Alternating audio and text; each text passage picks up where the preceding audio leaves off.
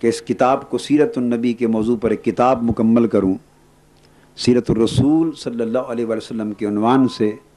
اللہ کا شکر ہے آج میری آنکھ ٹھنڈی ہے کہ آج شام اس کی پہلی جلد چھپ کر آ گئی۔ میں پچھلے کئی دن، پتہ نہیں کتنے ہفتے، سارے کام چھوڑ کر دن رات اسی میں لگا ہوا تھا۔ الحمدللہ آج وہ جلد اول آئی ہے۔ تو آج کا موضوع اپنی اس سیرت الرسول کتاب کے بعد چیدہ چیدہ مقامات سے ہے۔ آپ کو متعلق بھی کر رہا ہوں اس کتاب سے، آپ بعد میں لیں، پڑھیں، اس کے تذکرے کریں، سبق پڑھیں اور سنائیں۔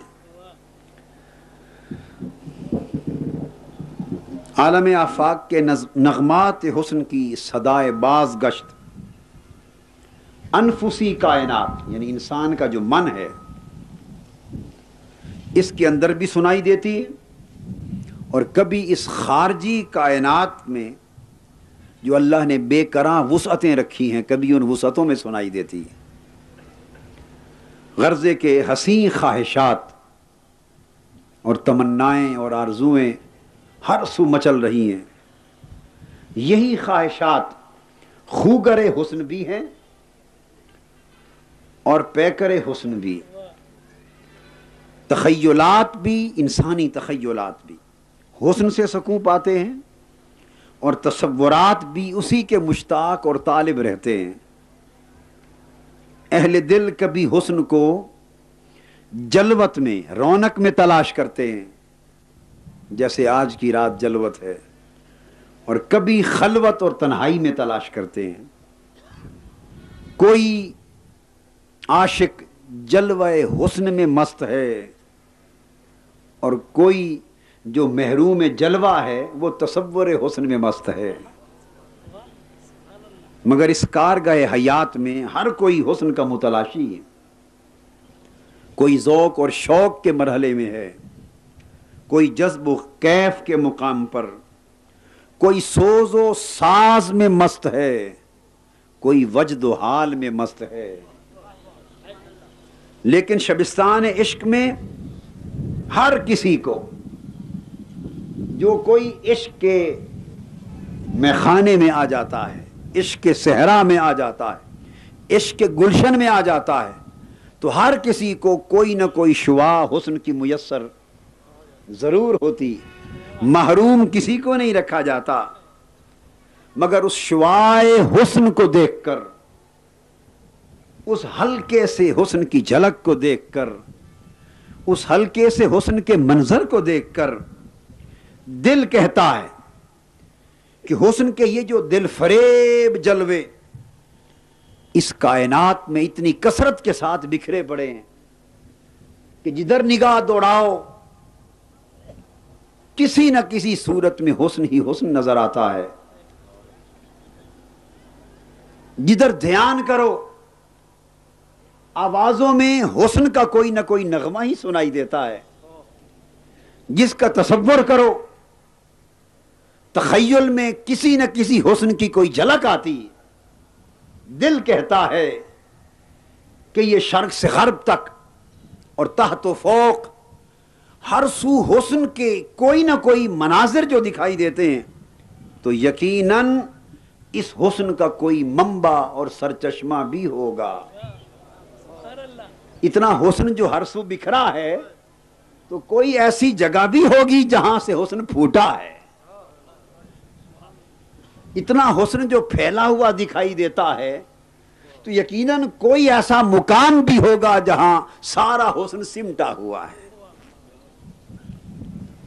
یقیناً کوئی سرچشمہ حسن ہوگا جہاں سے سب کے سب جمال اور حسن کے سوتے پھوٹ رہے ہیں، اور ہر خوب سے خوب تر کا وجود اور حسین سے حسین تر کا نشان بتلاتا ہے کہ حسن و رانائی کا کوئی آخری نظارہ بھی کہیں ہوگا۔ اور دل کہتا ہے کہ یہ تلاش حسن و جمال کا جو سفر جاری ہے، اور عشق کبھی مجنوں بن کر لیلا کی تلاش میں مارا مارا پھرتا ہے، کبھی فرہاد کس کی؟ شیری کی تلاش میں مارا مارا پھرتا ہے، کبھی رومی اس چہرے کی تلاش میں صحراؤں میں مارا مارا پھرتا ہے. یہ عشق آبلا پا، تلووں میں کانٹے ہیں، خون بہ رہا ہے، بال پریشان ہیں، کپڑے پھٹ گئے ہیں، راحت و آرام زندگی کا ہوش نہیں. عشق جو مارا مارا اس حسن کی تلاش میں پھرتا ہے. دل کہتا ہے کہ اس تلاش حسن کا سفر کہیں ضرور جا کے ختم ہوگا، کوئی جگہ ہوگی جہاں سفر ختم ہو جائے. آنکھیں کہتی ہیں کہ حسن کو دیکھ کر جو تسکین اور ٹھنڈک نصیب ہو رہی ہے، یقیناً کوئی آخری تصویر حسن بھی ہوگی جسے دیکھ کر پھر دیکھنے کی طلب ختم ہو جائے گی. روح پکارتی ہے کہ یہ جو حسن کو دیکھ کر اضطراب و التہاب کے سمندر میں سکون آ جاتا ہے اور تلاطم میں بحر حیات میں سکون آ جاتا ہے، یقیناً کوئی حریم ناز ایسا ہوگا جہاں پہنچ کر ہر تڑپنے والا سکون پا جاتا ہوگا. سب بے چینیاں جہاں ختم ہو جاتی ہوں گی اور ساری راحتوں کو تکمیل ملتی ہوگی. اے شب میلاد کے اس عظیم اجتماع میں رات بھر جاگنے والو، ساری رات جاگنے والو، آؤ اس حسن کی تلاش میں نکلیں.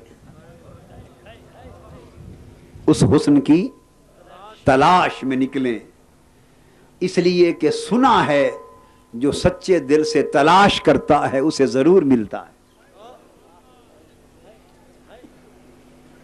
اس جمال کو ڈھونڈیں جس کی ادائے حسن سے جہانے رنگ و بو میں ہر سو حسن و جمال جلوہ آرائی کر رہا ہے.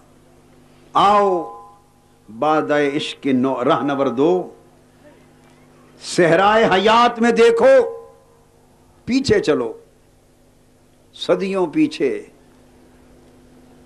سینکڑوں برس پیچھے چلو، چند ہزار برس پیچھے چلو، اپنی بصارت و سماعت کو پیچھے بیتی ہوئی صدیوں میں ذرا گم کر دو.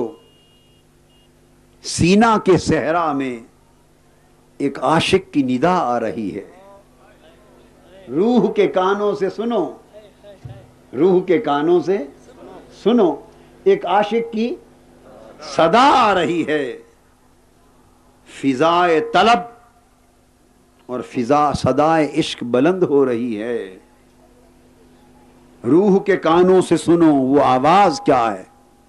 آواز گونج رہی ہے، رب ارنی انظر الیک، میرے رب اپنے چہرے حسن کو بے نقاب کر،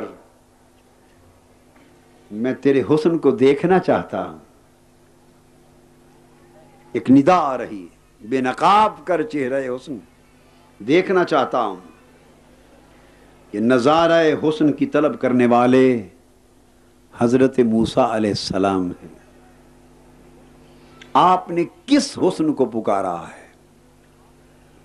اسی حسن کو جو حسن مطلق ہے، اسی حسن کو جو حسن ازل ہے، جو حسن کامل و اکمل ہے، جو حسن حقیقت ہے، جو ہر حسن کا منبع ہے، جو ہر حسن کا مصدر ہے، جو ہر حسن کی مبتدا ہے، جو ہر حسن کی منتہا ہے، جو ہر حسن کا حسن ہے. حسین جس کے حسن کا تصور بھی نہیں کر سکتے، اور جمیل جس کے جمال کا گمان بھی نہیں کر سکتے. حضرت موسیٰ علیہ السلام نے اسی حسن لازوال سے اس کا تھوڑا سا جلوہ حسن مانگا ہے. اب اس حریم ناز سے، حریم حسن سے جواب آیا ہے. پھر روح کے کانوں کو ادھر لگاؤ، جواب آ رہا ہے، لن ترانی، اے موسیٰ ہمیں جلوہ حسن کا نظارہ کرانے سے انکار نہیں، جلوہ حسن کا نظارہ کرانے سے انکار نہیں، مگر تیری آنکھ میں تاب نظارہ نہیں۔ عشق یہ جواب سن کے پھر بےتاب ہو جاتا، بےتاب ہو جاتا۔ حسن بھی یہ بات عشق کی بےتابی دیکھ کر، حسن بھی اس کی بےتابی کو برداشت نہیں کرتا، اور حسن جواب دیتا ہے کہ حسن ذات کی بجائے تجھے حسن صفات کی تھوڑی سی جھلک دکھاتے ہیں۔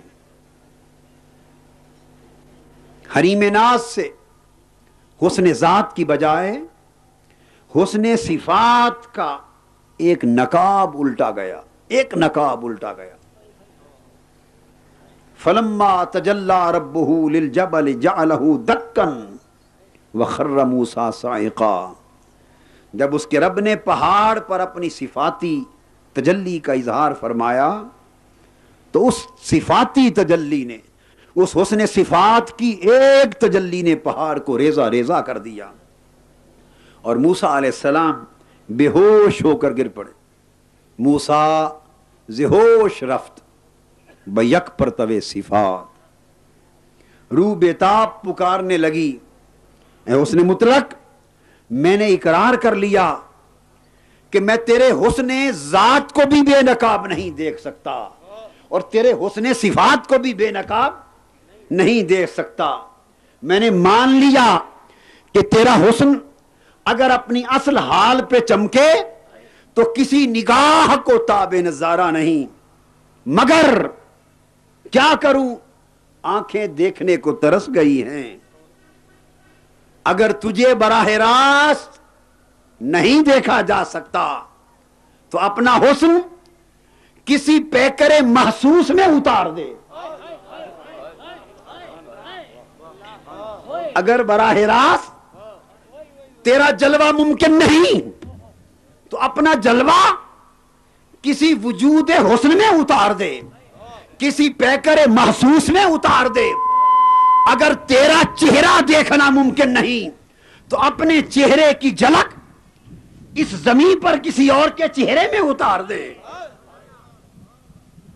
تاکہ تیرے حسن کو دیکھنے کے طالب اسے ہی دیکھ لیں، اور تیرے تکنے کی آرزو کرنے والے اسے ہی تک لیں، اور تیرے جلوے میں فنا ہونے کی تمنا کرنے والے اسی کے اسیر ہو جائیں، چونکہ اب دیکھے بغیر گزارا نہیں ہوتا۔ آواز اٹھتی ہے روح سے، کبھی ہے حقیقت منتظر، نظرا لباس مجاز میں، کبھی ہے حقیقت منتظر، نظرا لباس مجاز میں، کہ ہزاروں سجدے تڑپ رہے ہیں تیری جبین نیاز میں، میری جبین نیاز میں۔ اے لامقام بسنے والے حسن تمام، تیرا حسن لامقام جلوہ گر ہے، ہم مکانی کیسے دیکھیں؟ ہمیں یہ بات معلوم ہو گئی کہ لامقام جلوہ کرنے والے کوئی سما اہل مکان کے لیے بھی تو کر دے۔ سو اپنے حسن کامل کی جلوہ سامانی اس عالم مکان میں بھی کر، تو عالم ہویت میں نور فگن ہے، اپنے حسن کی ایک جھلک اور پرتو حسن مطلع بشریت پر بھی ڈال۔ اے مطلع الوہیت پہ چمکنے والے، کبھی حسن کی جھلک مطلع بشریت پر بھی ڈال۔ ٹھیک ہے تیرا حسن بے مثال ہے، تو لیس کمثلہ شیء کا مصداق ہے، مگر یہ تو ممکن ہے کہ تو کسی حسن سراپا کو اپنے جلوہ و جمال کا مظہر بنا دے، تاکہ عاشقان صادق عالم ہست و بود میں تیرے حسن کا نقش دیکھ سکے، تیرے حسن کا جلوہ کر سکے، تیرے حسن کا نمونہ دیکھ سکیں۔ حریم ناز سے صدا آئی، سوال کرنے والوں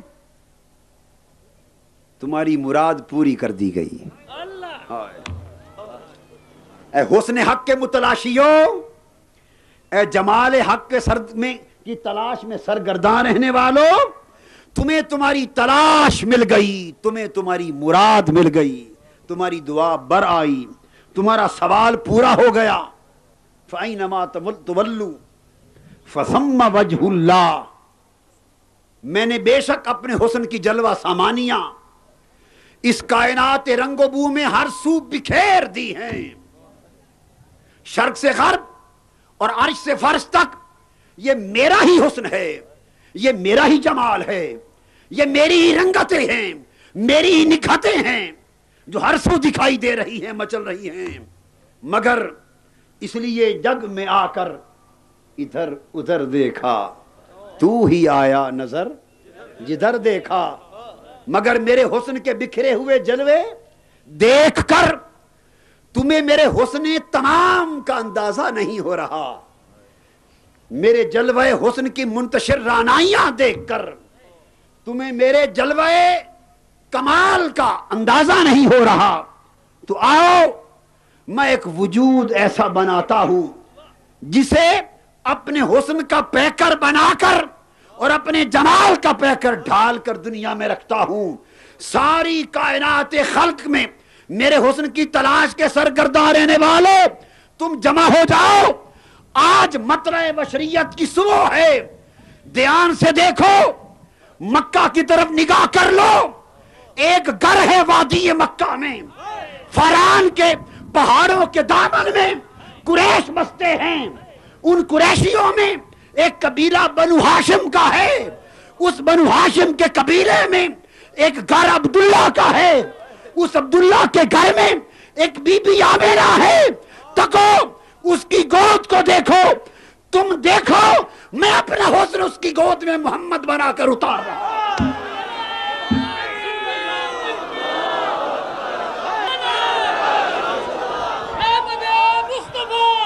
صلی اللہ علیہ وآلہ وسلم، محمد کا حسن سراپا صلی اللہ علیہ وآلہ وسلم عالم خلق میں میرے پرتو حسن کی کامل جلوہ گاہ ہے، جو مجھے دیکھنا چاہے وہ میرے محمد کو دیکھ لے۔ محمد صلی اللہ علیہ وآلہ وسلم کے مطلع ذات پر میرا ہی آفتاب حسن چمک رہا ہے، غیر نہ جانو، ہک ہے ہک ہے ہک ہے ہک ہے ہک ہے ہک ہے، جیڑا ہک کو ڈو کر جانے کافر تے مشرک ہے، جیڑا ہک کو ڈو کر جانے کافر تے مشرک ہے۔ آؤ تمہیں بتاؤں میں کون ہوں اور میرا محمد کون ہے صلی اللہ علیہ وآلہ وسلم، میں کون ہوں اور میرا محمد کون ہے صلی اللہ علیہ وآلہ وسلم۔ محمد مطلع ہے، آفتاب میں ہوں، محمد کی ذات افق ہے، مہتاب میں ہوں، محمد کی ذات پیکر ہے، حسن میں ہوں، محمد کی ذات آئینہ ہے، چمک میں رہا ہوں، چمک میں رہا ہوں۔ کبھی میرے حسن کی چمک اس کی کنڈل والی زلفوں میں نظر آتی ہے، کبھی اس کی چشم نرگسی میں نظر آتی ہے، کبھی اس کے حسن میرے حسن کی جھلک اس کے چہرے میں نظر آتی ہے، کبھی اس کے حسن سراپا میں نظر آتی ہے، کبھی میرا جلال اس کی ناراضگی میں دکھائی دیتا ہے، کبھی میرا جمال اس کی مسکراہٹوں میں دکھائی دیتا ہے۔ ہوں میں ہی، ہوں میں ہی، مگر چونکہ مجھے دیکھ نہیں سکتے، اپنے آپ کو دکھانے کے لیے عالم خلق میں اس کی ذات کو مطلع بنا دیا ہے، تاکہ میرا حسن اس مطلع ذات پر چمکے، وہ میرا مظہر ہے۔ میں نے وجود محمدی صلی اللہ علیہ وآلہ وسلم کو نور کی صورت میں، چونکہ مظہر بنانا تھا اور مطلع بنانا تھا اپنے آفتاب حسن کا، اس لیے اسے نور کی صورت میں اس وقت پیدا فرمایا جب کائنات ہست و بود اور عالم رنگ و بو میں کچھ بھی نہ تھا. عرش سے فرش تک کوئی نوری اور کوئی مادی اور کوئی ناری مخلوق نہ تھی. ابھی میں نے نظام کن فیکون کا اجرا بھی نہیں کیا تھا. فقط میں ایک خالق تھا مگر کوئی مخلوق نہ تھی. اس وقت میں خالق تھا مگر کوئی مخلوق نہ تھی. مالک تھا مگر کوئی مملوک نہ تھا. معبود تھا مگر کوئی عبد نہ تھا. حسن تھا پر سامنے کوئی عشق نہ تھا.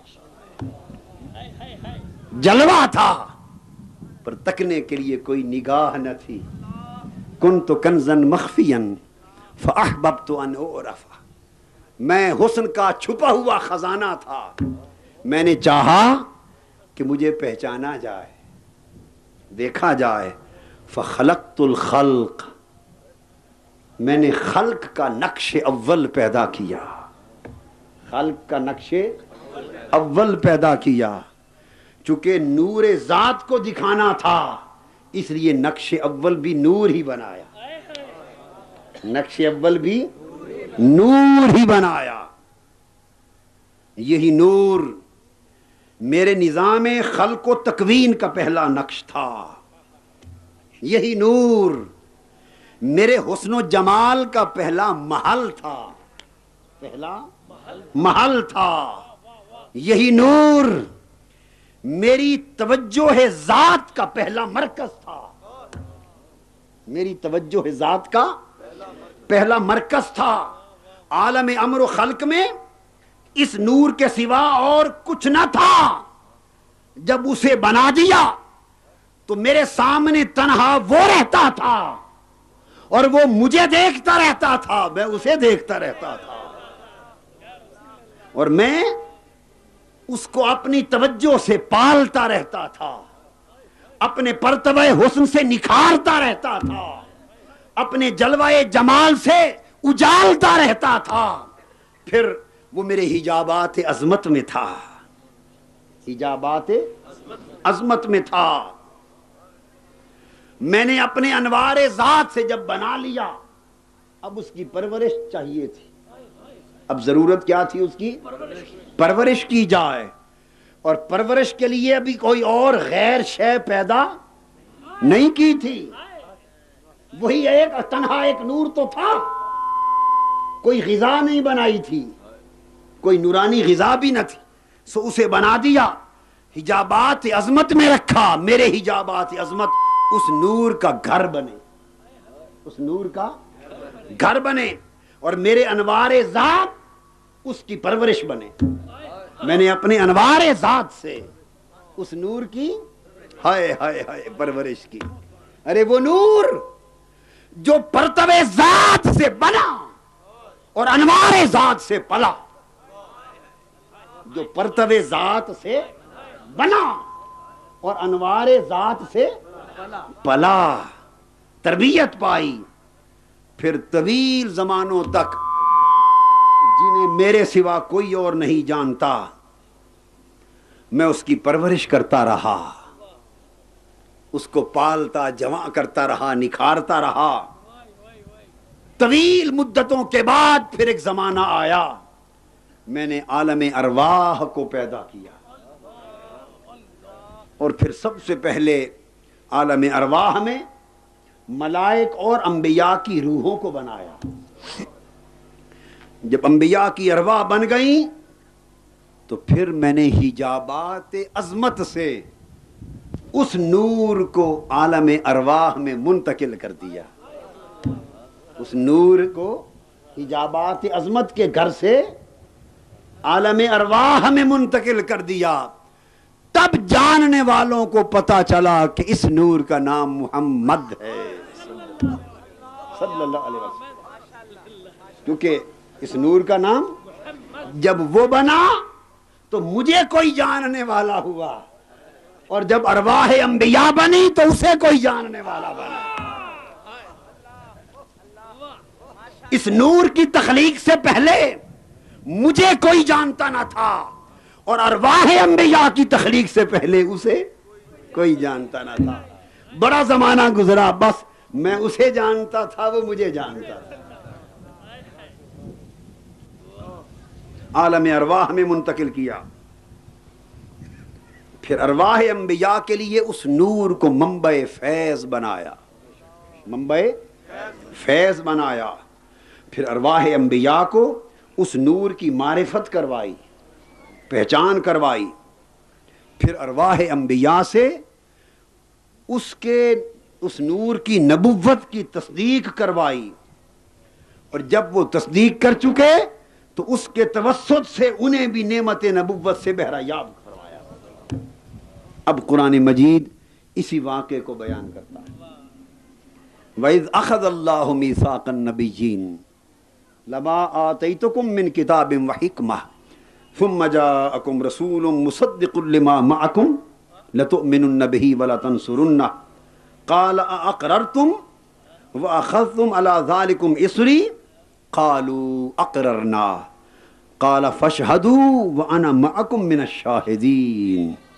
پھر ساری ارواح انبیاء کو جمع کیا اور کہا کہ عہد کرو جب تمہیں کتاب و حکمت دے کے بھیجوں گا اور وہ جو سب سے پہلے بنایا ہے اسے سب سے آخر میں ظاہر کروں گا.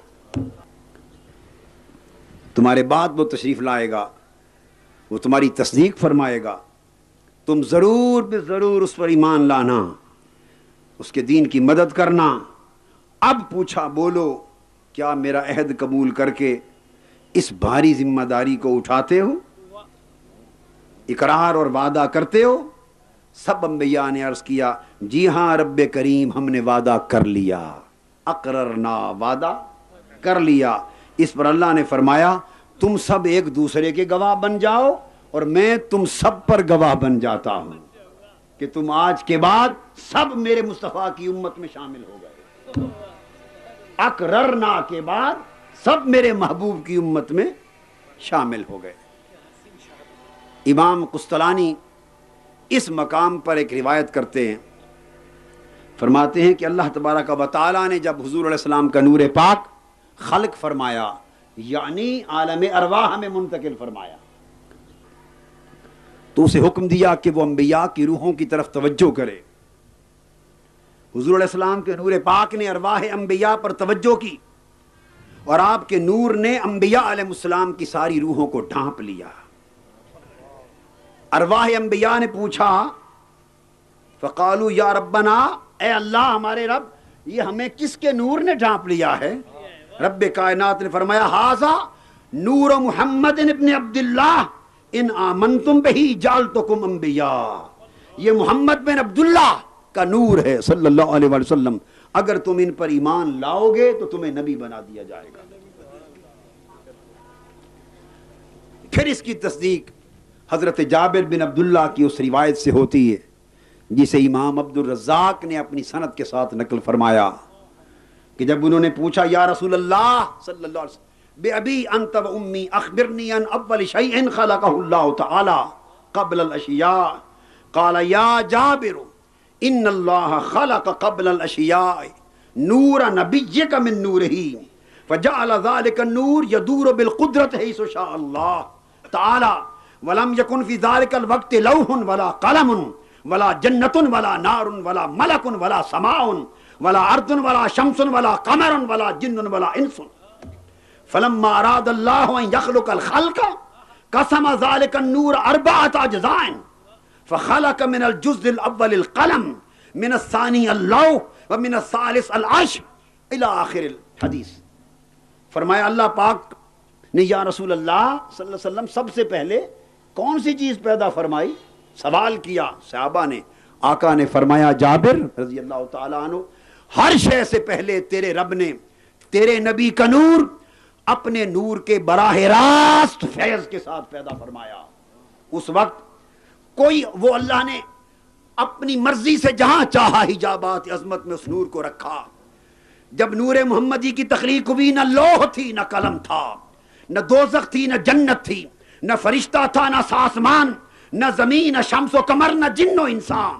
پھر اللہ نے جب دیگر مخلوق کو پیدا کرنا چاہا، اس نور کے اجزاء کیے، اس نور محمد سے رب کائنات نے پھر قلم بنایا، نور محمد سے عرش بنایا، نور محمد سے پھر لوح بنائی، اور اس طرح رفتہ رفتہ ساری کائنات پست و بالا کو اس نور محمد کے فیض سے پیدا فرما دیا۔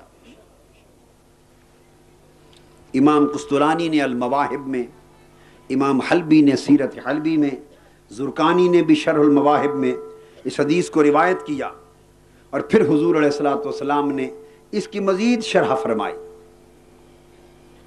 بہت سی حدیث ہیں مگر ایک حدیث سنا رہا ہوں۔ حضور علیہ الصلوۃ والسلام کی بارگاہ میں ایک روز حضرت ابو ہریرہ سے روایت، صحابہ سوال کرتے ہیں جامع ترمذی سے سند حسن کے ساتھ، قال قالوا یا رسول اللہ صلی اللہ علیہ وسلم متى وجبت لك النبوہ قال وآدم بین الروح والجسد۔ آقا آپ کے لیے نبوت کب ثابت ہو گئی تھی، کب واجب ہوئی؟ فرمایا اس وقت جب حضرت آدم کا ابھی خمیر پیکر بشری روح اور جسم کے درمیان تھا۔ حضور علیہ الصلوۃ والسلام سے ایک روایت میں ہے، پوچھا گیا، حضرت ابن عباس رضی اللہ تعالیٰ عنہ سے مروی ہے، بزار طبرانی ابو نعیم میں، فرمایا قیل یا رسول اللہ متی کنت نبیا قال وآدم بین الروح والجسد، آپ کب سے نبی تھے؟ اس میں فرمایا آپ کے لیے نبوت کب ثابت اور واجب ہوئی؟ اس میں فرمایا آپ کب سے نبی تھے؟ فرمایا جب آدم بھی تخلیق نہ ہوئے تھے۔ سیدنا عمر فاروق رضی اللہ تعالیٰ عنہ سے مرسلن مروی ہے، انہوں نے فرمایا متی جعلت نبیا قال وآدم منجدل فی الطین، آقا آپ کو نبی کب بنایا گیا؟ نبی کب بنایا گیا؟ فرمایا جب حضرت آدم کا خمیر ابھی تیار نہ ہوا تھا۔ فرمایا کنت اول النبیین فی الخلق وآخرہم فی البعث، میں نبیوں میں سب سے پہلا ہوں پیدا ہونے کے اعتبار سے، اور سب سے آخری ہوں بعثت کے اعتبار سے۔ اس مقام پر امام حلبی ایک روایت کرتے ہیں حضرت ابو ہریرہ رضی اللہ تعالیٰ عنہ سے کہ حضور علیہ الصلوۃ والسلام نے ایک بار پوچھا سیدنا جبرائیل امین سے، جبرائیل بتاؤ تمہاری عمر کتنے سال ہے؟ عمر کتنی؟ عرض کی آقا عمر کا تو کوئی حساب نہیں معلوم، اتنا پتہ ہے کہ ساری کائنات کی تخلیق سے پہلے اللہ تعالیٰ کے حجابات عظمت میں سے چوتھے پردہ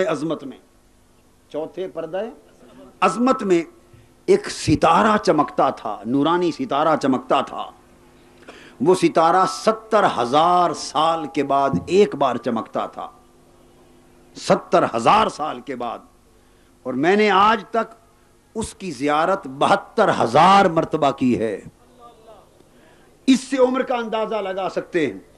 آقا علیہ الصلوۃ والسلام نے فرمایا وقال یا جبریل وعزت ربی انا ذالک الکوکب، اے جبرائیل مجھے اپنے رب کی عزت کی قسم اس چوتھے پردہ عظمت میں چمکنے والا ستارہ میں ہوں۔ وہ میرا نور تھا جو چمکتا تھا،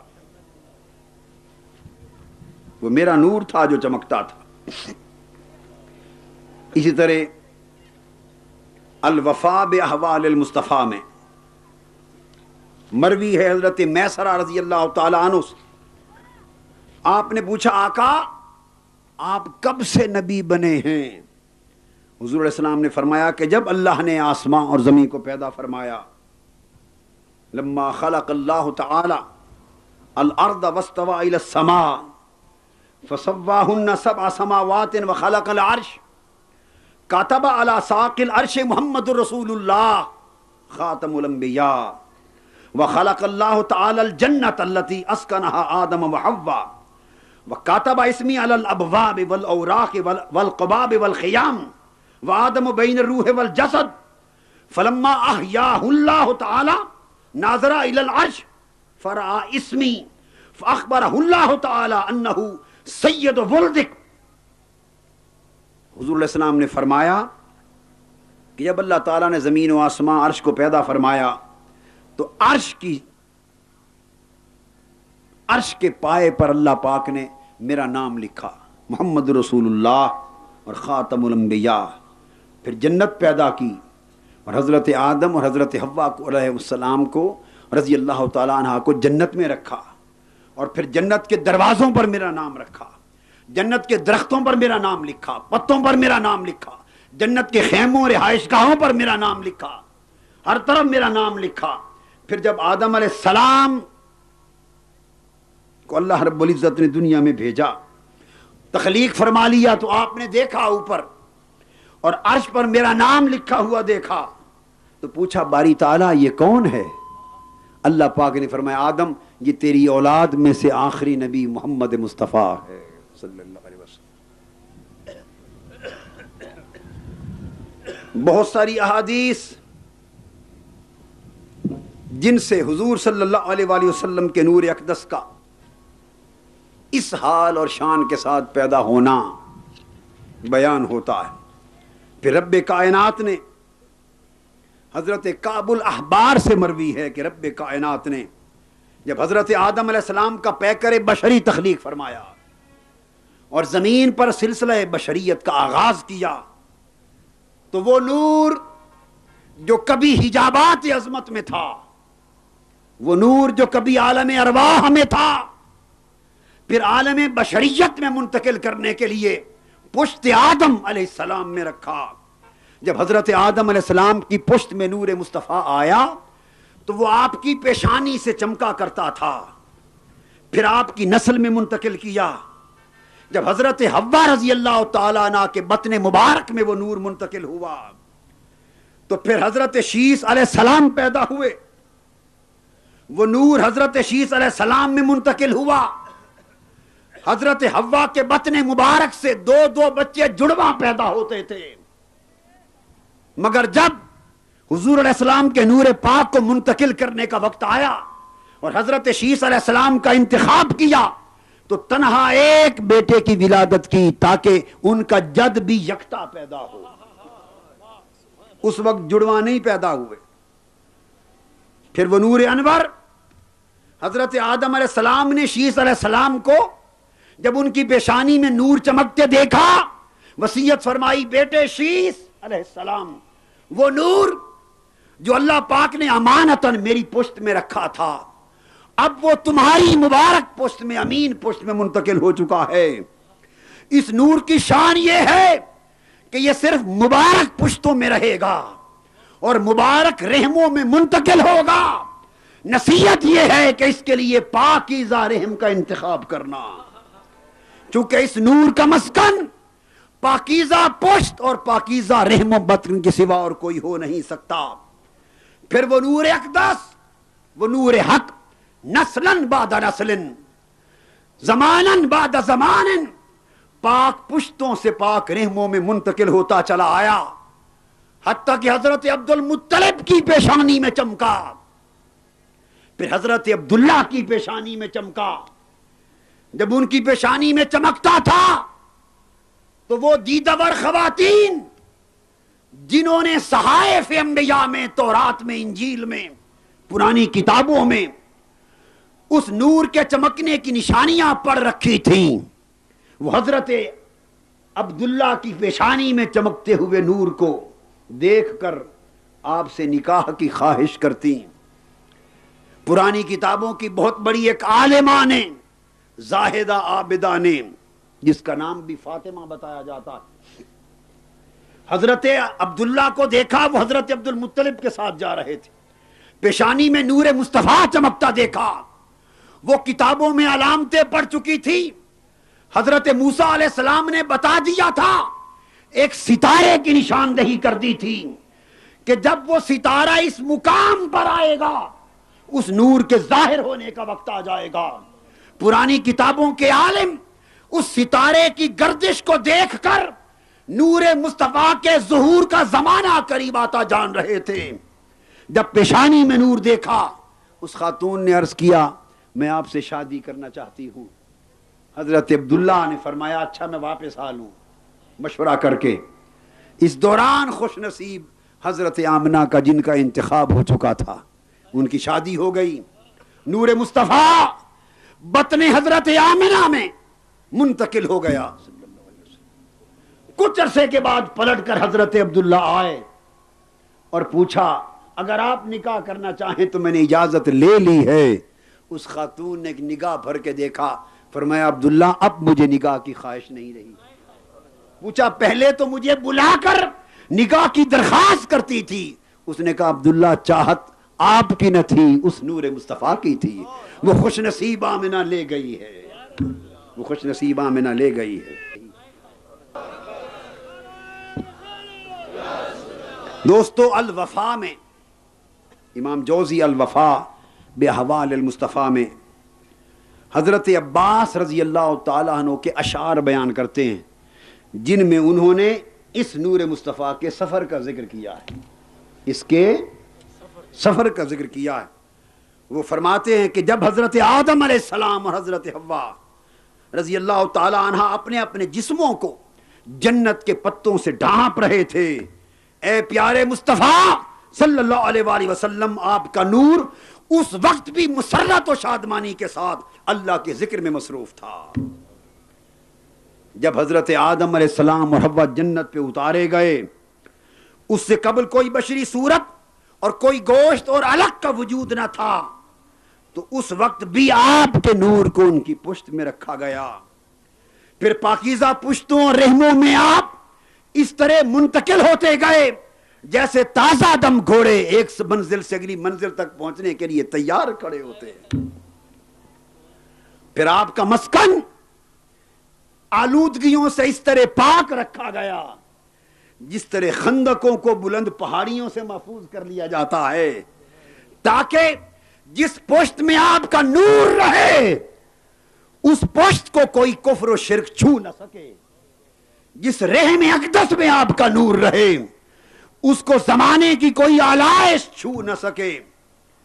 اس طرح مقدس اسلاب و ارحام سے نور منتقل ہوتا، ادوار سے گزرتا گزرتا اس دور میں آیا کہ آپ حضرت آمنہ کی گود میں بزم آرائے جہاں ہوئے۔ آپ کا آنا تھا کہ پوری زمین بکہ نور بن گئی، فضائیں جگمگا اٹھیں، اور یہ آپ کی ضیاء پاشیاں ہیں اور نورانیت کا فیض ہے کہ ہم بھی سب نور کی راہ پر چل رہے ہیں۔ دوستو یہ نور حجابات عظمت سے اپنا سفر شروع کرتا ہے، پھر عالم ارواح میں قیام کرتا ہے، پھر اصلاب انبیاء میں سکونت اختیار کرتے ہوئے اصلاب مطہرات سے گزرتا ہوا آج کی رات 12 ربیع الاول کی صبح ظاہر ہونے کے لیے مخدومہ کائنات حضرت آمنہ رضی اللہ تعالی عنہا کے بطن مبارک میں منتقل ہوتا۔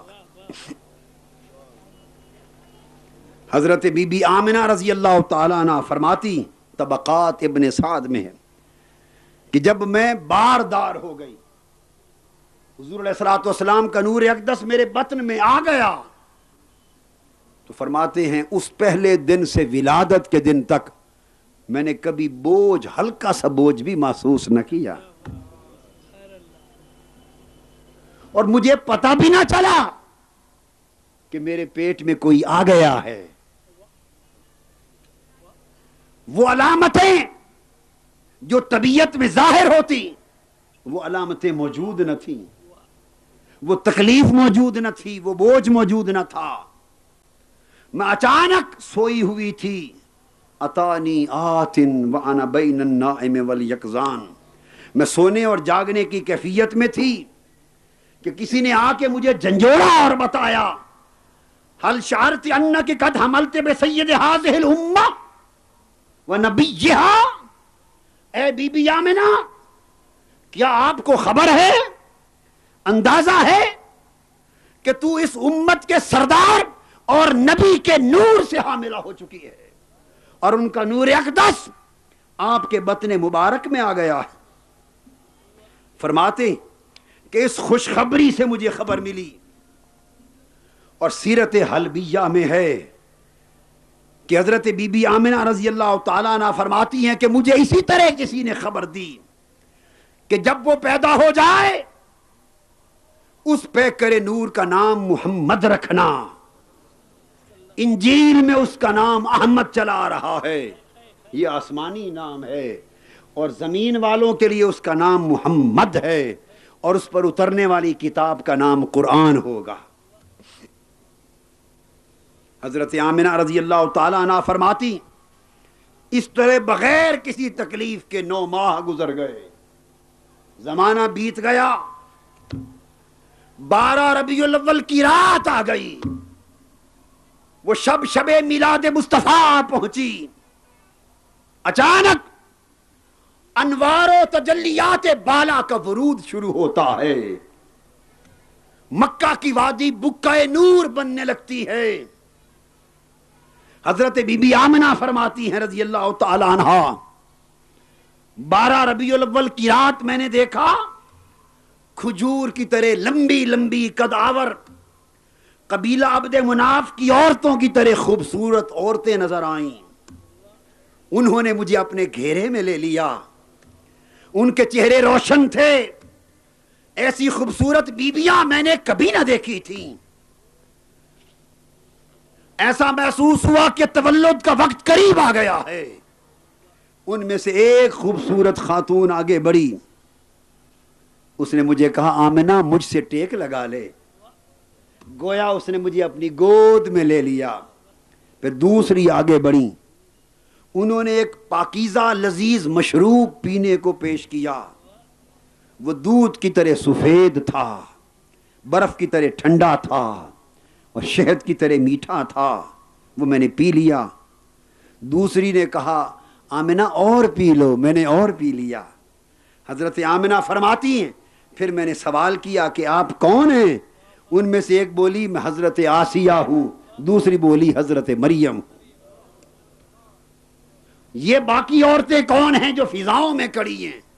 فرمانے لگی جنت سے حوریں آئی ہیں، آج تیرے گھر نور حق جلوہ گر ہونے والا ہے، آج وہ حسن تمام جس کی خاطر اس کائنات میں حسن بکھیرے گئے ہیں، اس کے استقبال کے لیے ہم جنت کی حوروں کو لے کر آئی ہیں۔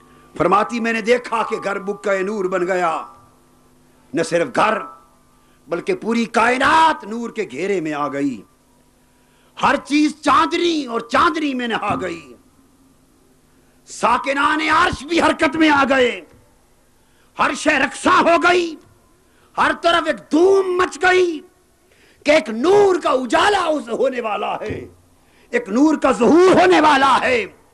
فرش پر دھوم ہے، عرش پر دھوم ہے، جنت میں دھوم ہے، ملائک میں دھوم ہے، حوران اور قدسیان فلک میں دھوم ہے۔ آواز آنے لگی کہ روشنی عطا کرنے والا، نگاہوں کو بصیرت عطا کرنے والا، گرے ہوئوں کو کمال دینے والا، یتیموں کا سہارا بننے والا، گمراہوں کو ہدایت دینے والا، روتوں کو ہنسانے والا، منگتوں کی جولیاں بھرنے والا، اور ساری کائنات انسانیت کو رشک ملائک کرنے والا ان قریب آنے والا ہے، ان قریب آنے والا ہے۔ ام عثمان حضرت فاطمہ بنت عبداللہ فرماتی میں اس موقع پر حضرت بی بی آمنہ رضی اللہ تعالیٰ عنہ کے پاس موجود تھی جب آقا کی ولادت کا وقت آیا۔ فرماتی ہے میں نے دیکھا، یہ الخصائص الکبریٰ میں امام سیوطی نے روایت کیا، زرقانی میں، السیرت حلبیہ میں ائمہ نے روایت کیا، فرماتی میں نے دیکھا کہ کائنات کی ہر شے نور میں ڈوب گئی، گویا پوری دنیا میں ایک نور کا سیلاب آ گیا ہے، اجرام سماوی چاند ستارے زمین کی طرف جھک گئے، اتر آئے، ایسے لگا جیسے زمین کو بوسہ دینے نیچے آ رہے ہیں، ایسے لگا جیسے اجرام سماوی اجرام نورانی اس فرش کو زمین کو بوسہ دینے اتر رہے ہیں۔ یہ ایک عجیب تبدیلی تھی۔ فرماتے ہیں حضرت عثمان بن ابی العاص کہ میں نے اپنی والدہ سے سنا بنت عبداللہ سے سنا، فاطمہ بنت عبداللہ سے، کہ جب آقا کی ولادت باسعادت کا وقت آیا میں نے ہر شے کو نور ہی نور پایا، ستارے قریب آتے گئے حتیٰ کہ میں نے سمجھا کہ شاید اوپر گر نہ پڑیں۔ بس اتنی دیر ہوئی، اچانک حضرت آمنہ رضی اللہ تعالی عنہ کے بطن پاک سے آقا کی ولادت ہوئی، ایک نور نکلا، اس نور کے نکلنے کی دیر تھی سارا گھر منور ہو گیا، شرق سے غرب تک نور پھیل گیا اور ہر طرف نور ہی نور دکھانے لگ گئی، اور وہ نور اتنا چمکا کہ بیٹھی تو مکہ کے گھر میں تھی مگر شام کے محلات نظر آنے لگے۔ میں نے کہا حضرت بی بی آمنہ مجھے اس نور کی ضیاء میں شام کے محل دکھائی دے رہے ہیں۔ حضرت آمنہ کی روایت ہے، فرماتی ہیں خدا کی قسم مجھے بھی شام کے محلات نظر آ رہے ہیں۔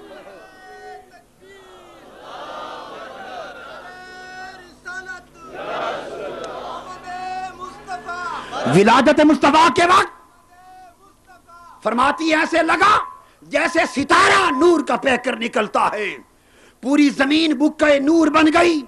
اچانک نگاہ ڈالی تو رب کائنات نے ایک مشرق پر جھنڈا گاڑ دیا تھا، ایک مغرب پر جھنڈا گاڑ دیا تھا، ایک کعبے کی چھت پر جھنڈا گاڑ دیا تھا، کعبے کی چھت پر جھنڈا گاڑ دیا تھا۔ اور پھر اچانک ہم نے دیکھا کہ آقا کی ولادت مبارک کے ساتھ وہ نظر سے اوجھل ہو گئے،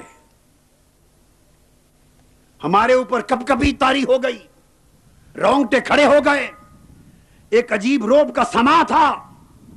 آپ اچانک نگاہوں سے اوجھل ہو گئے، آواز آئی، ایک آواز سنی، کہاں لے جا رہے ہو؟ دائیں طرف سے جواب آیا، اسے مغرب کی سیر کے لیے لے جایا جا رہا ہے، اسے اپنی سلطنت دکھائی جا رہی ہے۔ پھر آواز آئی، اب کہاں لے جا رہے ہو؟ اب اسے مشرق کی طرف لے جایا جا رہا ہے، مشارق ارض سے مغارب ارض تک وہ ساری سلطنت جس پر یہ محمد راج کرے گا ان سلطنت کی حدود دکھائی جا رہی ہے۔ اور فرماتی ہیں حضرت شفا کہ خدا کی قسم ولادت باسعادت کا منظر 40 برس تک میری آنکھوں کے سامنے رہا۔ جب سوچتی تھی وہ منظر یاد آتا تھا، جب آقا نے اعلان نبوت کیا سب سے پہلی میں تھی کہ کلمہ پڑھ کے مسلمان ہو گئی، وہ منظر میں نے دیکھا تھا۔ اس پر فرماتے ہیں کہ میرے والد بہت بڑے متبحر عالم تھے، وہ فرماتے ہیں کہ جب حضور علیہ السلام کی ولادت کا وقت آیا تو اللہ تعالیٰ نے فرشتوں سے فرمایا، فرشتوں سے، یہ خصائص کبریٰ میں امام سیوطی نے اسے بھی روایت کیا، فرمایا آسمانوں اور جنتوں کے سارے دروازے کھول دو۔ ملائکہ جمع ہو گئے، آقا کی ولادت باسعادت میلاد کے وقت فرشتے ایک دوسرے کو مبارکیں دینے لگ گئے۔ امام سیوطی روایت کرتے ہیں کہ اس وقت دنیا کے سارے پہاڑ ولادت مصطفیٰ کے وقت فخر سے بلند ہو گئے، پہاڑوں کی بلندیاں اونچی ہو گئیں، سمندروں میں روانی آ گئی، جو سمندر ٹھہرے ہوئے تھے ان میں تلاطم تموج آ گیا، اور زمین اور اہل زمین ایک دوسرے کو مبارکیں دینے لگے۔ فرشتے نیچے حاضر ہو گئے، شیطان کو 70 زنجیروں میں جکڑ کے الٹا لٹکا دیا گیا، پابند سلاسل کر دیا گیا، سورج کو نور کی شعاعیں بڑھا دی گئی، اور 70,000 فرشتے اور حوریں حضرت آمنہ کے گھر کے اوپر فضاؤں میں مبارکوں کے لیے آ گئے۔ 70,000 حوریں آ گئیں، قطار اندر قطار آقا کا استقبال کرنے لگیں۔ مبارکبادی نہ صرف فرش پہ ہوئی بلکہ عرش پہ ہوئی، ادھر ولادت مصطفیٰ ہوئی، آسمانوں پر رب کائنات نے نور کا ایک ستون نیا تعمیر کیا، جیسے آپ نشانی بناتے ہیں نا، یہ مینار پاکستان، یہ یادگار پاکستان کہا جاتا ہے۔ کیا؟ یعنی یہ پاکستان کی قیام کی یادگار ہے، مینار پاکستان۔ الخصائص الکبریٰ کی روایت میں ہے جس رات آقا کی جس صبح ولادت ہوئی اللہ پاک نے آسمانوں پر ایک مینار مصطفیٰ تعمیر کیا، ایک نورانی مینار تعمیر کیا، وہ حضور کی ولادت کی یادگار تھا۔ اور جس رات آپ معراج پر گئے آپ کو دکھایا گیا پیارے یہ مینار مصطفیٰ ہے جو آپ کی ولادت کی رات تعمیر کیا گیا تھا. ادھر ولادت ہوئی پتھر کے بت اونٹے گر گئے, لات عزا منات سب نیچے تھر تھرا کے گر گئے, اور کئی دن تک کعبہ کے اندر سے آواز آتی رہی, کعبہ کے در و دیوار سے آواز آتی رہی کہ اب مجھے اجاڑنے والوں سن لو, مجھے آباد کرنے والا پھر آ گیا. اب لوگ پلٹ کر میری زیارت کو آئیں گے, اب پھر میرا طواف ہوگا, اب سچے رب کی عبادت ہوگی, اب جاہلیت کی نجاستوں سے مجھے پاک کیا جائے گا. ارے عزا, یہ کعبے کی دیواروں سے آواز آتی رہی, عزا حبل لات و منات, تمہاری موت کا وقت آ گیا. کعبے کی دیواریں آواز دیتی رہیں. ادھر مکہ شہر میں قریشیوں کے گھر کا ہر جانور بول اٹھا کہ کعبۃ اللہ کی قسم آقا دو جہاں کی ولادت ہو گئی. اور یہ سب کچھ وہ لوگ جنہیں یہ ساری روایتیں, یہ ساری حدیثیں اور یہ سارے تذکرے موضوع, باطل یا ضعیف نظر آتے ہیں, ان کا نشتر تحقیق ان پر چلتا ہے.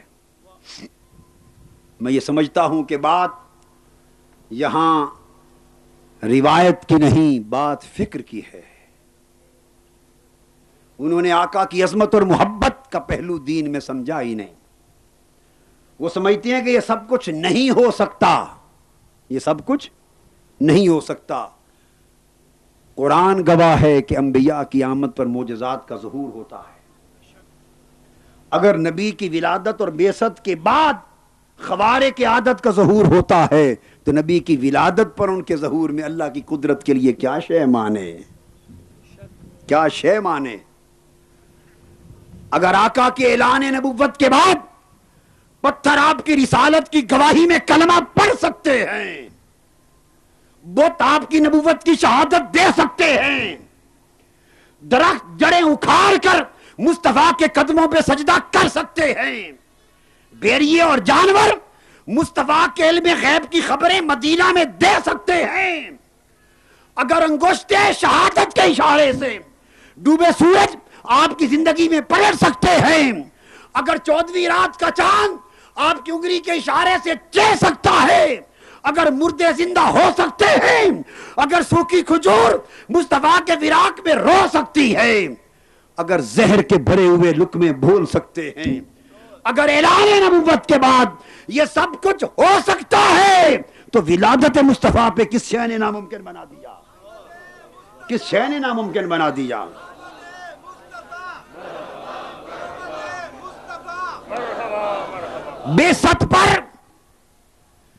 بعثت پر ان خوارق کا ظہور بھی قدرت خدا تھی تاکہ مصطفیٰ کی سچائی کا ڈنکا بجایا جائے.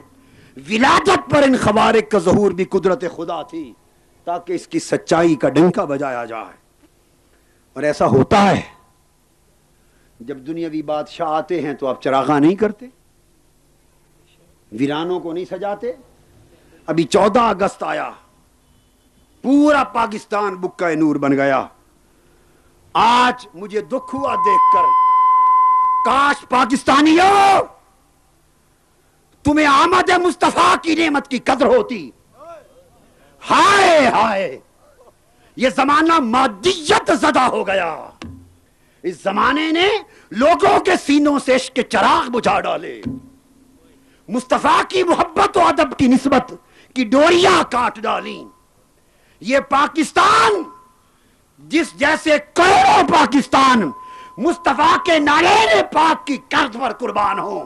جس دن پاکستان بنا اور جمع, جس دن پاکستان بنا اس دن کو حکومت اور پاکستانی لوگ اپنے ایمان اور ضمیر سے فیصلہ کرو.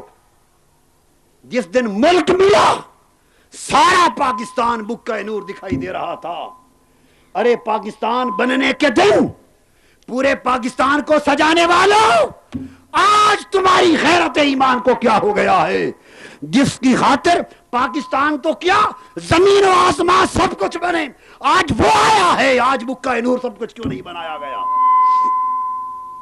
کیوں نہیں بنایا گیا؟ اور افسوس، ابھی کل جمعہ کے دن بھی مجھے ایک خط ملا، پرسوں انگریزی اخبار میں بھی ایک کراچی کے مفتی صاحب ہیں، جج بھی ہیں، عالم بھی ہیں، فاضل بھی ہیں، ان کا انگریزی مضمون پڑھا، 12 ربیع الاول کے دن فتوے جاری ہونا شروع ہوتے، مضمون لکھے جاتے، پورا سال چپ رہتے ہیں وہ فتوے، وہ سوئے رہتے، میلاد مصطفیٰ کا دن آتا ہے، ان کی بدعتی جاگ پڑتی، ان کے مردہ فتوے جاگ پڑتے اور کہتے ہیں چراغاں جائز نہیں، جلوس جائز نہیں، جشن جائز نہیں، کسی کی ولادت جائز نہیں، کسی کی برسی جائز نہیں۔ یہ سب کچھ لکھا گیا مضمون میں۔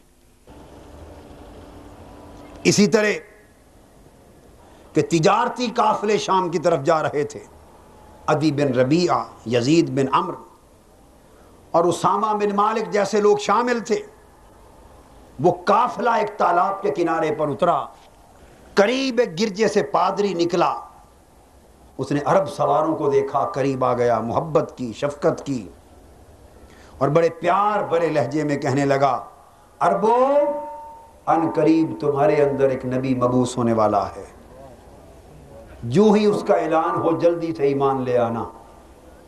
عربوں نے پوچھا ان کا نام کیا ہوگا؟ بتایا اس کا نام محمد ہوگا۔ دوستو، یہ بشارتیں چلتی رہیں، یہ خبریں عام ہوتی رہیں، عجائبات ظاہر ہوتے گئے، انوار و تجلیات اترتی گئی۔ آقا دو جہاں کی اس صبح 12 ربیع الاول کی صبح جب ولادت ہوئی اور ظلمت قدع عالم جب بکہ نور بن گیا، تو ادھر بنو سعد کے قبیلے میں، بلکہ عرب کے پورے ملک میں ایک قحط تھا، ایک قحط تھا۔ قحط کی وجہ سے پودے فصلیں جل سڑ گئی تھی، لوگوں کے اندر غربت اور افلاس ہو گئی تھی، وسائل ختم ہو گئے تھے۔ اس عرب کے اندر ایک قبیلہ بنو سعد کا ہے، بنو سعد بن بکر بن حوازن۔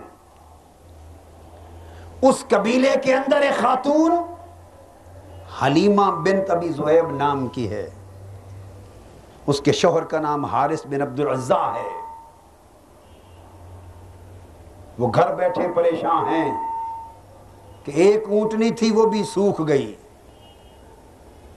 پورا عرب، پورے قبیلے بھوک سے تنگ ہیں، مگر یہ صابر ہے، شاکر ہے حضرت حلیمہ، صالح کردار ہے، نیک عمل ہے، نیک بخت ہے، مسکین طبع ہے، متحمل مزاج ہے۔ گھر بیٹھی ذکر کر رہی ہے کہ کوئی سبیل پیدا کریں کہ پھر سے وسائل آ جائیں۔ ربیع کا موسم آ گیا، ربیع الاول، 12 ربیع الاول، بہار کے دن آ گئے۔ اس قبیلے کی عورتیں اکٹھی ہوتی اور 10 عورتیں اس قبیلے کی دائیاں مکہ کو روانہ ہوتی کہ مکے کے قریشیوں اور امیروں کے بچے جو پیدا ہوئے ہوں گے انہیں جا کر لے آئیں، پالیں، تاکہ کچھ معاوضہ ملے اور اپنا گزر بسر کر سکیں۔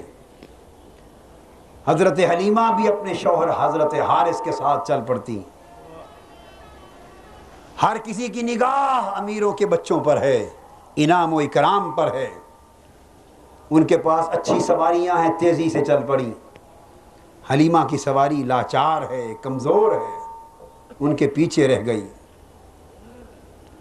دل گرفتہ حلیمہ ان تیز رفتار سواریوں کا ساتھ نہیں دے سکی، پیچھے رہتی چلی گئی۔ ڈر کے شوہر سے کہتی ہے کہ ساری دائیاں پہلے پہنچ کر امیروں کے بچے اٹھا لیں گی، ہمارے مقدر میں کیا آئے گا؟ کہ شوہر حارث کہتے ہیں کوئی بات نہیں، جو نصیب میں لکھا ہے مل جائے گا، مایوس نہ ہو، دیکھیے پردہ غیب سے کیا ظاہر ہوتا ہے۔ مکہ پہنچ کر بنو سعد کی عورتیں شہر مکہ کی گلی کوچوں میں پھیل گئیں، جہاں جہاں بچوں کے ولادت کی خبر ملی گھروں میں چلی گئیں۔ امیروں کے بچے سب نے اٹھا لیے. ان عورتوں کو حضرت عبد المطلب کے گھر ایک بچے کی ولادت کی بھی خبر ملی. وہ آئیں, ہر کسی نے بتایا کہ یہ تو یتیم ہے, اس کا والد عبداللہ تھا, فوت ہو گیا, یہ یتیم بیٹا ہے. بس سن کر دروازے سے واپس مڑ گئی. اس گھر میں کوئی دائی داخل نہ ہوئی.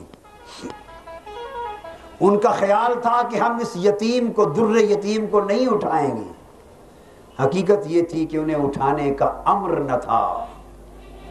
حضرت عبد المطلب کو بشارت مل چکی تھی کہ حضرت آمنہ کے بیٹے محمد کو اٹھانے کے لیے ایک عورت حلیمہ نام کی تیار کی گئی ہے, وہ آئے گی, اسی کی گود کو محمد کی پرورش کے لیے منتخب کیا گیا ہے. حضرت عبد المطلب حضرت حلیمہ سعدیہ کی آمد کی انتظار میں کھڑے. ان کے کانوں میں یہ آواز سنائی دی گئی ہے, ان ابن آمنۃ الامین محمدا خیر الانام و خیرۃ الاخیار ما ان له غیر الحلیمۃ مرضعا نعم الامینۃ ہی علی الابرار مامونۃ من کل عیب فاحش ونقیۃ الاثواب والاوزار ونقیۃ الاثواب والاوزار. اس محمد کی پرورش کرنے کے لیے ہر عیب, ہر برائی اور آلودگی سے پاک ایک گود منتخب کی گئی ہے. وہ امن و امانت والی حلیمہ آ رہی ہے, عبد المطلب اس کا انتظار کر. کسی اور کو ہمارا محبوب سپرد نہ کرنا. اتنی دیر میں بنو سعد کے قبیلے کی عورتیں امیروں کو, بچوں کو لے کر خوشی سے پھولی نہ سماتی تھی. حضرت حلیمہ سعدیہ شہر مکہ میں پہنچی, دل برداشتہ, مایوس, پریشان. ہر محلے, ہر گلی میں جا کے پوچھا, پتہ چلا امیروں کے بچے سب وہ عورتیں لے گئیں. اب ایک ہی بچہ رہ گیا ہے جو عبداللہ کا یتیم بچہ ہے. حضرت حلیمہ سعدیہ اس گھر سوق اللیل میں آ پہنچی, محلہ بنی ہاشم میں آ پہنچی. حضرت حلیمہ سعدیہ محلہ بنو ہاشم میں پہنچتی ہیں, وہ سوق اللیل میں پہنچتی ہیں. حضرت عبد المطلب دروازے پر کھڑے ہیں, ایسے لگتا ہے کہ کسی کا انتظار ہو رہا ہے. حضرت حلیمہ پاس آئیں, حضرت عبد المطلب نے اس خاتون کو دیکھا اور دیکھتے پوچھا, بی بی تمہارا نام کیا ہے؟ نے کہا میرا نام حلیمہ ہے. کس قبیلے سے ہو؟ قبیلہ بنو سعد سے ہوں. یہ سن کر حضرت عبد المطلب مسکرا دیے. فرمایا, حلیمہ میں تیرے انتظار میں تھا, آ اپنی امانت لے لے. تیرا نام حلم اور سعادت, دو بھلائیوں پر دلالت کرتا ہے. پوچھا, حلیمہ کیا ایک یتیم بچے کی پرورش کرنا پسند کرو گی؟ مگر ہے قدرت کا شاہکار اور بے مثال بچہ. اس نے کہا میں اسی کو لینے آئی ہوں. فرمایا اندر جاؤ, ان برکتوں اور سعادتوں کو سمیٹ لو. حضرت حلیمہ سعدیہ اندر گئی, خوشبوؤں اور مہکوں نے استقبال کیا. سارا گھر خوشبو سے مہکا ہوا ہے, بکہ نور بنا ہوا ہے, فضائیں عطر بیز ہیں, ہوائیں معطر ہیں, انوار و تجلیات کا ڈیرا ہے. حلیمہ سعدیہ منظر دیکھ کر مبہوت ہو گئی. آگے بڑھی, مسحور اور بے خود حلیمہ لڑکتے قدموں کے ساتھ آگے بڑھی. حضور علیہ السلام لیٹے ہیں, سفید شفاف روئی کا لباس اوپر اوڑھا ہوا ہے, خوشبو کی لپٹیں آ رہی ہیں. حضرت ام ایمن موجود ہیں, وہ انہیں اندر حجرے میں لے گئیں. حضور علیہ السلام کے قریب پہنچی, آقا علیہ السلام کے چہرے اندر سے کپڑا ام ایمن نے ہٹایا.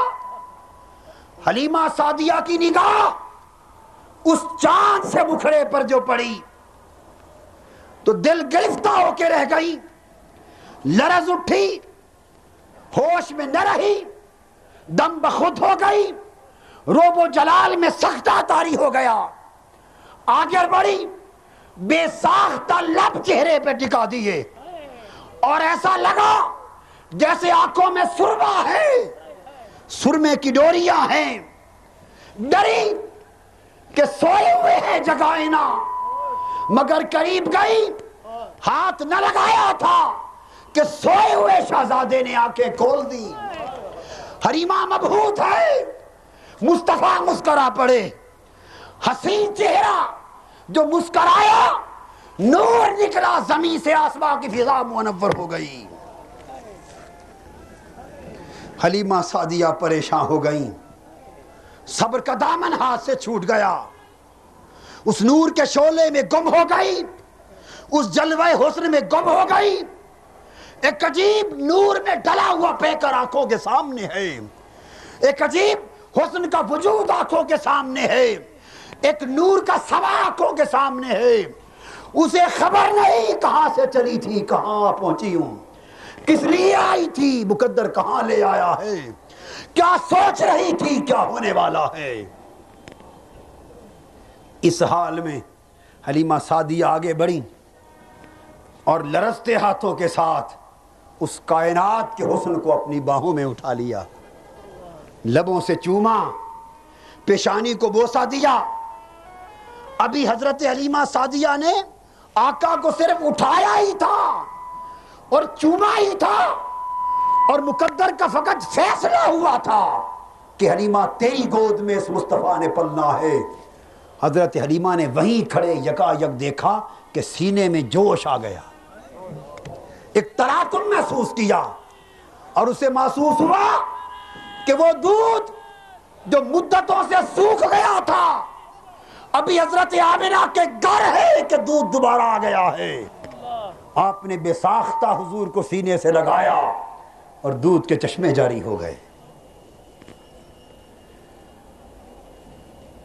حضرت آمنہ رضی اللہ تعالیٰ عنہ اندر کمرے میں ہیں، پھر حضرت حلیمہ سعدیہ کو ان کے پاس ام ایمن لے کر گئی۔ ہائے ہائے، حضرت آمنہ فرماتی ہیں بیٹھ جاؤ۔ حضرت آمنہ پوچھتی ہیں کیا ایک یتیم بچے کو پالنا پسند کرو گی؟ حضرت حلیمہ جواب دیتی ہیں جی ہاں میری سردار۔ حضرت آمنہ فرماتی ہیں مجھے اس کی جو اجرت ہوگی مال و دولت کی صورت میں اس کا پورا حق ادا نہیں کر سکوں گی۔ حلیمہ نے جواب دیا میری سردار آسمان والا بڑا سخی ہے، اس کی برکتوں عطاؤں میں کوئی کمی نہیں، میں اجرت کے لیے نہیں اب تو قربت کے لیے آئی ہوں، اب تو اجرت کا خیال چھوڑ دیا ہے، اب تو خدمت و قربت کے لیے آئی ہوں۔ حضرت حلیمہ نے عرض کیا آپ مطمئن رہیں، خدا کی قسم کسی اجرت کا خیال دل میں نہیں رکھوں گی، میرے اندر تو محبت کا طوفان امنڈ آیا ہے، بس میں تو اس کی نوکری کرنا چاہتی ہوں۔ حضرت آمنہ مطمئن ہو گئیں، فرمایا بیٹھ کے بتاؤ، تعارف تو کراؤ تم کون ہو۔ حلیمہ نے جواب دیا میں حلیمہ ہوں بنت زہیب ہوں، میرا قبیلہ بنو سعد بن بکر بن حوازن ہے، میرے شوہر کا نام حارث بن عبد العزیٰ ہے۔ پھر حضرت آمنہ بولیں حلیمہ میں آمنہ بنت وہب ہوں، میرے شوہر کا نام عبداللہ بن عبد المطلب ہے، وہ قریش کے سردار تھے، اور تمہیں اس عظیم بچے کی دائی بننے کی مبارک ہو۔ قصص الانبیاء فی القرآن الکریم اور مجمع البیان الحدیث، یہ جتنا کچھ میں نے مکالمہ بیان کیا یہ افسانہ نگاری نہیں ہے، یہ اس کتاب کا حوالہ دے رہا ہوں حضور کی سیرت طیبہ پر۔ حضرت حلیمہ نے اجازت لی، گھر سے چلی، آقا کو اٹھایا، اور حارث اپنے شوہر کو کہتی ہیں ہماری قسمت جاگ اٹھی، چلیں پہلے کعبے سے ہو لیں، کعبے کا طواف کر لیں۔ حضور علیہ السلام کو اٹھا کر کعبے میں گئیں۔ ان کا تو ایک پرانا نظام اور روایت چلی آ رہی تھی، کعبے میں حبل تھا، لات تھا، عزا تھا، منات تھا، بت رکھے تھے، حضرت حلیمہ سعدیہ آپ کو لے کر ابھی ان بتوں کی طرف گئیں، بتوں کے پاس گئیں، قریب ہی پہنچی تھی کہ حبل اور لات و منات بت تعظیماً آقا کے سامنے قدموں میں گر گئے، بت گر گئے، سرنگوں ہو گئے۔ حلیمہ سعدیہ حیران ہو گئیں، پھر آقا کو لے کر حجر اسود کے قریب گئیں۔ قاضی ثناء اللہ پانی پتی المظہری تفسیر میں بیان کرتے، حجر اسود کے پاس لے گئیں کہ حجر اسود کا بوسہ دلا دوں۔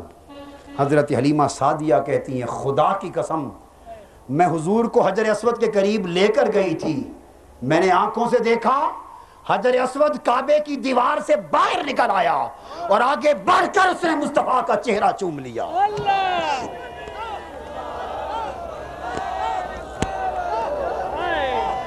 میرا خیال تھا کہ حجر اسود کو بوسہ دلاؤں گی، مگر دیکھا کہ حجر اسود تو مدتوں سے خود بوسے کا منتظر تھا، بیتاب تھا۔ آج وہ لب آئے تو حجر اسود بھی ٹوٹ پڑا، کعبے کی دیوار سے نکل کر چومنے کے لیے ٹوٹ پڑا۔ پھر حلیمہ سعدیہ فرماتی میں نے اس کونین کے شہزادے کو، اس پیکر نور کو اٹھا کر اپنی اونٹنی پر رکھا، اپنی سواری پر رکھا، چلنے لگے۔ فرماتے ہیں سواری زمین پر سجدہ ریز ہو گئی، جو ہی آقا اونٹنی پر آئے اس نے اللہ کے حضور 3 بار سجدہ شکر ادا کیا، مولا تیرا شکر ہے کہ تیرا محبوب آج میری پشت پر بیٹھا ہے۔ ہم سب حیران تھے کہ یہ کیا ہو رہا ہے،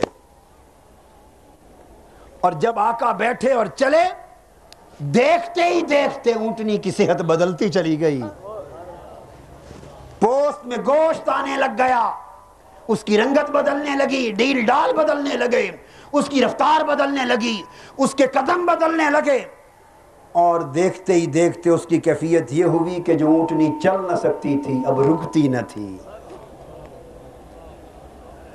اس حال میں یہ کیفیت دیکھ کر حضرت حلیمہ نے حضور کی طرف دیکھا اور آنکھوں سے آنسو چھلک پڑے، کبھی اونٹنی کو دیکھتی، کبھی اپنے مقدر کو دیکھتی، کبھی آقا کو دیکھتی۔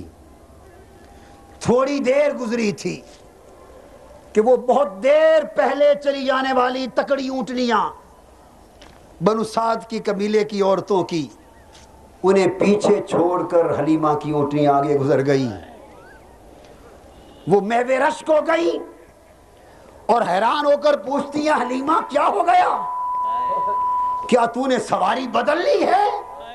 حلیمہ جواب دیتی ہیں سواری نہیں بدلی، سوار بدلا ہے، سوار بدلا ہے۔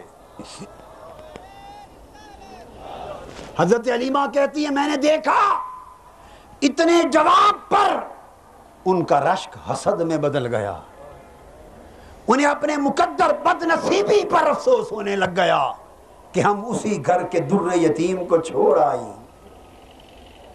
ادھر اونٹنی دوڑتی تھی، حضرت حلیمہ کبھی اپنے شوہر حارث کو دیکھتی تھی، کبھی حارث حلیمہ کو دیکھتے تھے، کبھی دونوں اپنے مقدر کو دیکھتے تھے، کبھی مقدر جگانے والے کو دیکھتے تھے، اور دونوں اس محبوب کو دیکھ کر نگاہ نگاہ سے کہتے تھے میرے پیتم جیسا اور نہ کوئی، میرے پیتم جیسا اور نہ کوئی، میرے پیتم جیسا اور نہ کوئی، میرے پیتم جیسا اور نہ کوئی، میرے پیتم جیسا اور نہ کوئی۔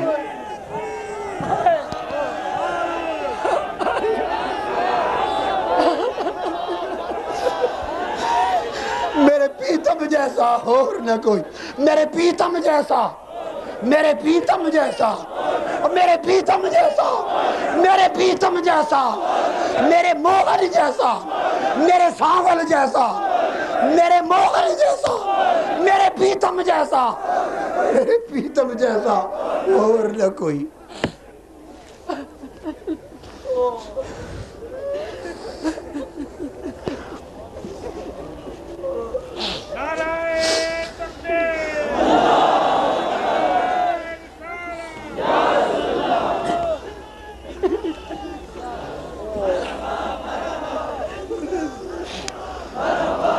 حضرت حلیمہ سعدیہ آقا کو لے کر اپنے دیس میں پہنچی، بنو سعد کی بستی میں پہنچی، بن بکر بن حوازن کی بستی میں پہنچی، سواری کو گھر میں باندھا،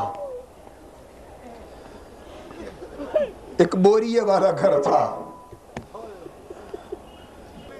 حلیمہ کل نو ویکھے کدی سرکار نو ویکھے، حلیمہ کل نو ویکھے کدی سرکار نو ویکھے، میں کیڑی سیج تیرے لئی بچھاواں یا رسول اللہ۔ ہائے ہائے ہائے، اس بوریے پہ لٹا دیا۔ وہ عرش جس کا بوریا بننے والا ہے، وہ کعبہ کا حسین جس کی مسند بننے والی ہے، وہ جو ادنا کی بلندیوں پر بٹھائے جانے والا ہے، وہ جو قربت الہیہ کی گود میں بٹھایا جانے والا ہے، وہ حلیمہ سعدیہ کی بوریے پہ لیٹا ہے، وہ نور کا پیکر، اس کی کلی چمک اٹھی، اس کا گھر منور ہو گیا، بنو سعد کا قبیلہ منور ہو گیا، بستی منور ہو گئی، حجرے منور ہو گئے، ساری بستی میں خوشبوئیں پھیل گئیں۔ لوگ دوڑ کے حلیمہ کے گھر آنے لگے، حلیمہ کیا ہو گیا، حلیمہ کیا ہو گیا؟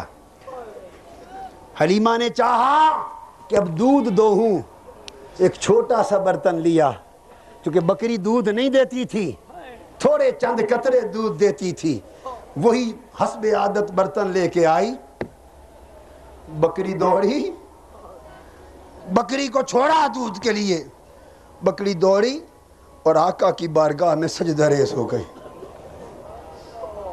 حلیمہ نے دودھ دوہنا شروع کیا، برتن بھر گیا، کہا شوہر حارث ایک برتن اور لا، وہ بھی بھر گیا، اور لا، وہ بھی بھر گیا، گھر کے سارے برتن بھر گئے اور دودھ کے چشمے ابلتے رہ گئے۔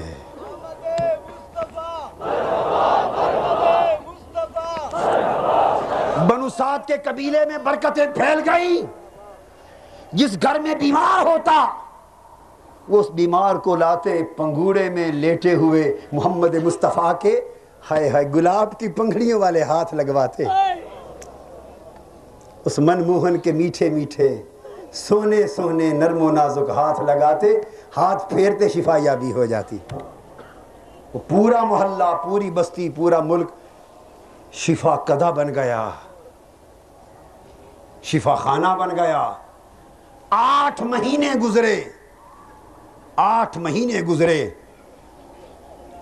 حلیمہ نے سنا آقا زباں ہلا رہے ہیں، کان لگایا تو 8 ماہ میں فرما رہے تھے اللہ اکبر کبیرہ والحمدللہ کثیرہ وسبحان اللہ بکرۃ واصیلا۔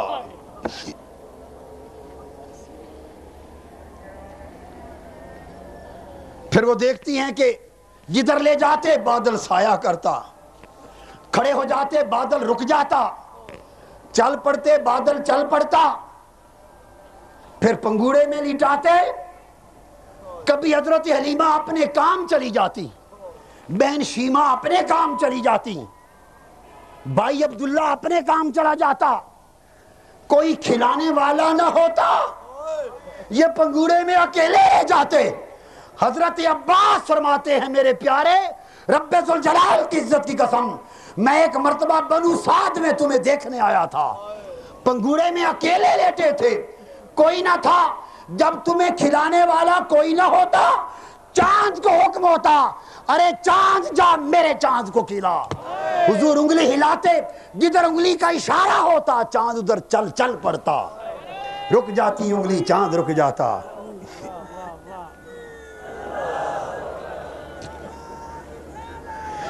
جب پنگوڑا ہلانے والا کوئی نہ ہوتا، ملائکہ کو حکم ہوتا جبرائیل فرشتوں کی ٹولیاں جائیں حلیمہ کے گھر میرے محبوب کے پنگوڑے ہلائیں۔ دودھ پیتے، دائیں پستان کا دودھ پیتے، بائیں کا چھوڑ دیتے، اس لیے کہ میں دنیا کو عدل دینے آیا ہوں. اما حلیمہ دوسرا پستان میرے بھائی کے لیے ہے. عدل کرتے اور صرف عدل ہی نہ کرتے بلکہ اس عمر میں احسان کرتے, اور احسان پھر یہاں تک کہ آخری دم تک احسان کا تصور جانے نہ دیا. مکہ کا زمانہ تھا, مکہ فتح ہو چکا ہے, 60 برس گزر گئے ہیں, غزوہ حنین ہوا, اور یہ جو علاقہ بنو سعد بن بکر بن حوازن, اسی حنین کے غزوے میں یہاں کے لوگ جنگ لڑے, گمسان کی جنگ ہوئی. 60 برس آقا کی عمر مبارک ہو چکی ہے. اس قبیلے کے لوگ بھی جنگی قیدی بن گئے. 6000 جنگی قیدی مکہ میں لائے گئے. 6000 جب جنگی قیدی ہو گئے, حضور کو پتا تھا کہ یہ میری ماں اما حلیمہ کی بستی بھی یہی ہے. میں جن گلیوں میں کھیلا ہوں, جس بستی میں پلا ہوں, جن پہاڑوں میں چڑھا ہوں, جہاں میری بہن شیما مجھے کھلاتی تھی, شاید اس قبیلے کے لوگ بھی گرفتار ہو گئے ہوں. 1 مہینہ یا کم و بیش آقا وہیں انتظار میں بیٹھے رہے کہ جہاں میری پرورش ہوئی اس قبیلے کے لوگوں کو گرفتار کر کے نہ جانا پڑے. شاید میری دائی حلیمہ سعدیہ یا اس کے گھر کا کوئی آ جائے, ان کی خاطر ان کو یہیں آزاد کر دو. مگر کوئی نہ آیا. 6000 قیدی لے کے مکہ جانا پڑا. جب گئے تو بعد میں آپ کا رضائی چچا ابو سروان, آپ کا رضائی چچا حضرت حلیمہ سعدیہ کا دیور وہ بھی تھا. اس نے آ کے بتایا, حضور ان جنگی قیدیوں میں آپ کی رضائی پھوپھیاں بھی ہیں, آپ کی رضائی باپ حارث کی بہنیں بھی ہیں, اور حلیمہ سعدیہ کی بہنیں بھی ہیں ان قیدیوں میں, اور بھی کئی ہیں. تو آپ نے فرمایا تم نے دیر کر دی, جلد آتے تو میں سب کو رہا کر دیتا. اب بنو ہاشم کے پاس جو کچھ ہے لے جاؤ. ہائے ہائے, میرے اور میرے قبیلے کے پاس جو کچھ ہے میری اماں حلیمہ سعدیہ کی خاطر لے جاؤ. آقا نے سب کو رہا کر دیا. جب صحابہ کرام نے دیکھا کہ حضور نے اپنے حصے کے سب قیدی رہا کر دیے, ساروں نے اپنے یار کی خاطر سب چھوڑ دیے. آنن فانن جنگی قیدی آزاد ہوئے, مکہ شہر کی گلیاں بھر گئیں. 6000 قیدی کے لگ بھگ آزاد ہو گئے. جب آزادی ہوئی تو پتہ چلا کہ ان قیدیوں میں آقا کی وہ بہن شیما بھی ہے جو اٹھا کے حضور کو لوریاں دیتی تھی. ان قیدیوں میں آقا کی بہن رضائی بہن شیما بھی ہے جو اٹھا کے لوریاں دیتی تھی, جو اٹھا کے وادیوں میں چلتی تھی, جو انگلی پکڑ کے جس نے چلنا سکھایا تھا. جب وہ شیما سامنے آئی 60 برس پرانا زمانہ یاد آ گیا. 60 برس پرانا زمانہ یاد آ گیا, اور شیما بہن کو دیکھتے ہی حضور کی آنکھیں آنسوؤں سے امنڈ آئیں, بھر گئیں. اپنی چادر بچھا دی, فرمایا بہن شیما میری چادر پہ بیٹھ اور جو مانگتی ہے لے جا, جو مانگتی ہے لے جا. پھر مسلمان ہو گئے. آقا نے اعزاز و اکرام کے ساتھ بکریاں, اونٹ, بڑا کوئی سامان دے کے روانہ کیا. اس طرح آقا ولادت ہوئی, کائنات کا سما بدلا. بچپن بنو سعد میں گزرا, اور بچپن سے سیرت طیبہ اپنے شباب پر آئی, اور عالم انسانیت کو بچپن سے عدل کا درس دیا. احسان بکھیرا, انفاق بکھیرا, رحمت تقسیم کی, کرم تقسیم کیا, فیض تقسیم کیا. اور اس طرح فیض تقسیم کیا کہ وہ یتیم جن کا کوئی سہارا نہ تھا وہ سر اٹھا کے چلنے کے قابل ہو گئے. وہ بیوگان جو غلامی کی طرح ملکیت ہو جاتی تھیں انہیں تحفظ مل گیا. وہ بچیاں, وہ عورتیں جو زندہ درگور ہوتی تھیں وہ تاجدار کائنات کی آمد سے حفاظت پا گئیں. انسان کی جبینیں جو ہاتھوں سے تراشے ہوئے بتوں کے سامنے جھکتی تھیں وہ رب کائنات کے سامنے سجدوں کی زینت سے آراستہ ہو گئیں. وہ ظلمتیں جو ہر طرف پھیلی ہوئی تھیں وہ ہدایت گاہیں بن گئیں. اور وہ انسان جو خدا سے بے خبر تھا اسے اللہ کی معرفت نصیب ہو گئی اور امت مسلمہ کو آقا کا وہ احسان ملا آج کی رات کہ جو چشم فلک نے وہ احسان انسانیت پر نہ کبھی پہلے ہوتا دیکھا تھا نہ قیامت تک کبھی ہوتا دیکھے گا۔ لوگوں، ساتھیوں، یہ وہ صبح 12 ربیع الاول کا سہانا وقت تھا۔ رات کے اندھیرے جا رہے تھے، دن کے اجالے آ رہے تھے۔ نہ رات تھی نہ دن تھا، رات رخت سفر باندھ چکی ہے، دن کی آمد اجالے کی آمد ہے۔ آقا کی ولادت ہوتی ہے اور ادھر آقا کی ولادت ہوتی ہے، ادھر قدسیان فلک، حوران بہشت، عرشی فرشی، سب نورانی مادی ساری مخلوق بآواز بلند آقا کی آمد پر استقبال کرتے ہیں اور فضائیں اس آواز سے گونج اٹھتی ہیں۔